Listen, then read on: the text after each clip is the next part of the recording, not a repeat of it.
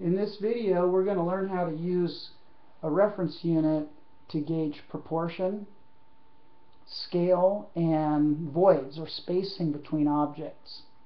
So here I have my still life set up according to the assignment.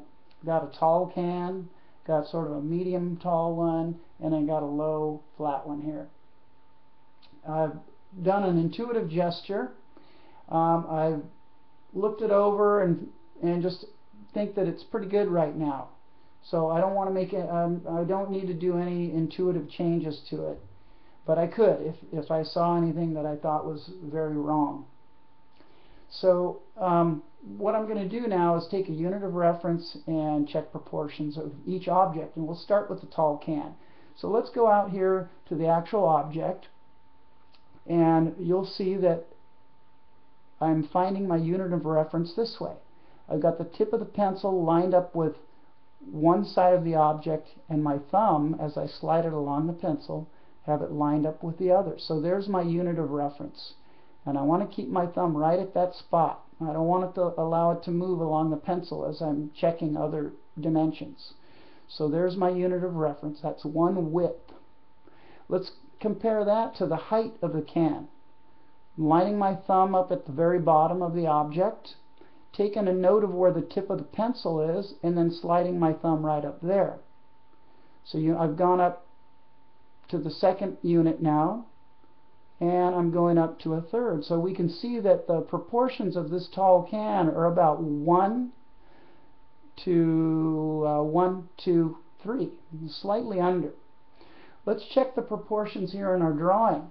And you can see I've already made some adjustments and changes, but let's see if it's correct. So I'm going to measure the width this way with my pencil. I'm going to keep my fingers right there in relation to the tip. I don't want it to move as I take other measurements. So that's our unit of 1. And then we're going to start at the bottom. Put a little mark there. That's 1, 2, and 3. So 3, a 1 to 3 proportion is actually right about here. You can see that this estimate was very tall, way too tall. So if we have about a 1 to 3 here, we're going to make this 1 to 3 also. So it basically means taking this ellipse and just dropping it down to about that point.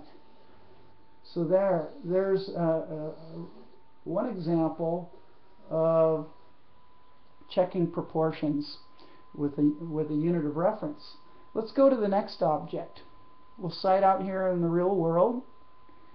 Take the width of the can, that's about right there. Again, I'm lining up my pencil point, lining up my thumb, turn 90 degrees, try to sight the height. We're looking at about, I would say, 1 2/3.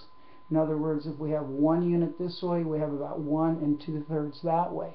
So let's see how this works in the drawing. We'll take our measurement. There's our width. We have about 1 unit there. We have 2 units there. And at this point is roughly 2/3 of that distance there. So we're actually really close. I might add just a bit of height to this. So let's do that just a bit. Remember to make your corrections a little bit darker or thicker. But we're liking that one overall. That one was much closer than this one. Let's quickly check the tuna can. Now, to make this clear, what I'm going to do is I'm going to remove the soup can from the top of it for the time being, so we see the whole thing. Now you notice that the width of the tuna can is longer than its height.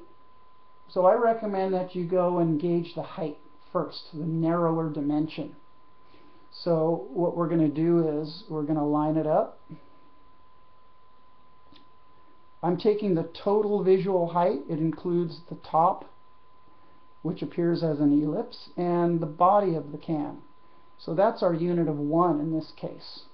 Now we're going to compare it to the width.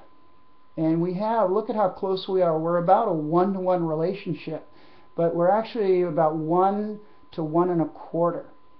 In other words, if our total height here is 1, we want to be 1 plus a little bit more that way. So let's gauge it. Let's see. Let's check. We'll take a measurement this way. It's about the total height of the can that we have in our drawing. Turn it this way.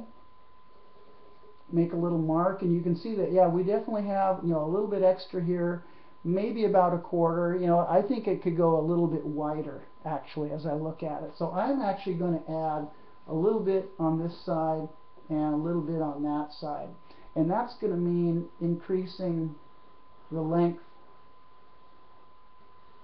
of the ellipse as well. So something about like that. And that's how you gauge proportions.